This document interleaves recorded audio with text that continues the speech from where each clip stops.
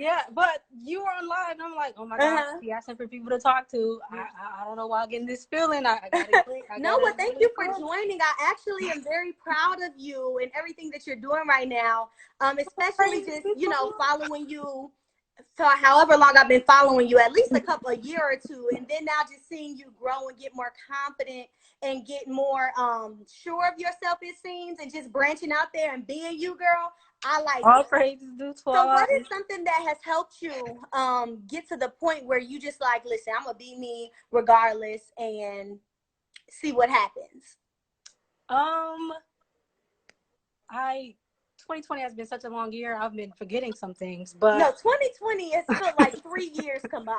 I couldn't tell you what happened last month. I can't tell you what happened 2 months ago. I don't remember, but it was either last year. It was probably last year.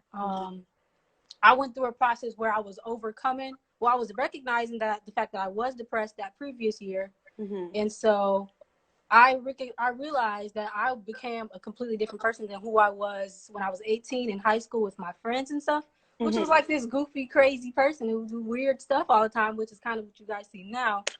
But I kind of lost that girl. And so when I first joined, I was 18, and I had this perception that I had to be this specific person as a member of the Nation of Islam. Like, I had to be this strict, stern person, and like the whole ideal of discipline was not settling with me until somebody had to sit me down and like, bro, like, you finna be 19, you getting older, you can't be doing that childish high school stuff no more. And then like it just settled in with me. Wait, no, not really. I had some talks with my friend Amaris. I love her. I always call her my guardian angel because she is really who I am today. If it wasn't for her, I wouldn't be who I am today. But just talking and then just reflecting on who I was in high school, and I'm like, man, I really miss her. And I don't know how people are going to react to me being all weird and crazy and doing just being myself. But as soon as I did start doing it, like the response was like amazing, overwhelming. People was just like, oh my goodness, I love you, you're amazing. Like, I've never seen anything like this before. And I was just like, oh, okay, great. So this is divine. I mean, I'm supposed to be doing this. Okay, let me keep doing it. Let me keep growing. So I have to get comfortable being on camera. I'm more comfortable now, but again, sometimes I get anxious, just like just now. But it's been a journey, and I'm grateful to be on this journey. Yeah, no, I love that. And it's something that you said.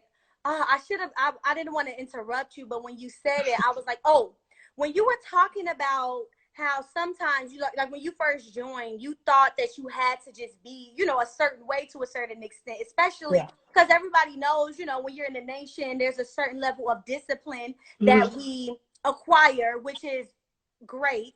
And it's like sometimes when you're not being conscious, that can equate you to losing some of your own personality, characteristics, even though that's not necessary. And so I remember one time, this was years ago, maybe about like 2 years ago, I had saw the minister one time, and he was like, just talking about me speaking or whatever, and he said, and I told this before, but I think it fits here, but he said that you bring flavor to Islam. And when he said that to me, when I heard that, like at first I'm just like, I didn't really think about it. But the more that I thought about it, that was so telling to me, because a lot of times when we get involved, it's like we just think that we have to be one way, but we all have different personalities and things that we can bring to Islam to help it to not only be more attractive, but be more interesting to the person that's in it. You know what I'm saying? Even for ourselves. And so everybody has their own different flavor that they bring to things that I think sometimes we lose sight of. But we have to remember that Allah did not make none of us like the other person. You know what I'm saying? We all have different things about ourselves that is different, that is unique, and that is beautiful. And it adds flavor, and it adds beauty, and it adds characteristics, to the thing. So, I encourage everybody to And I talk about this a lot with my family too, about this same thing that you're talking about right now. So I really appreciate you bringing that up, because we don't have to lose ourselves in order to be righteous, in order to be doing good, in order to be following the law. Like, there's so much freedom in following God, you know, and it doesn't take away from us being us. So I felt that for sure. And I didn't know that, you know, being young and having all these expectations of what life was supposed to be like.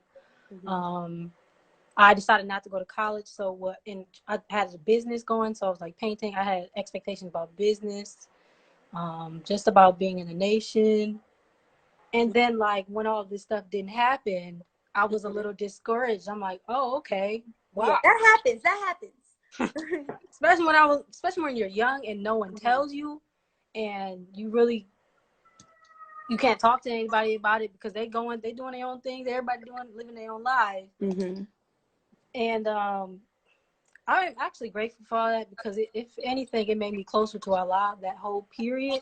Like, I say this a lot, like, no one can get you out of depression or just like at a really extremely low point in your life but God. And it's like the craziest thing ever to fight against your own mind and win that battle. Like, a lot of people, we don't talk about that enough, but how powerful you have to be to win a battle within your own mind.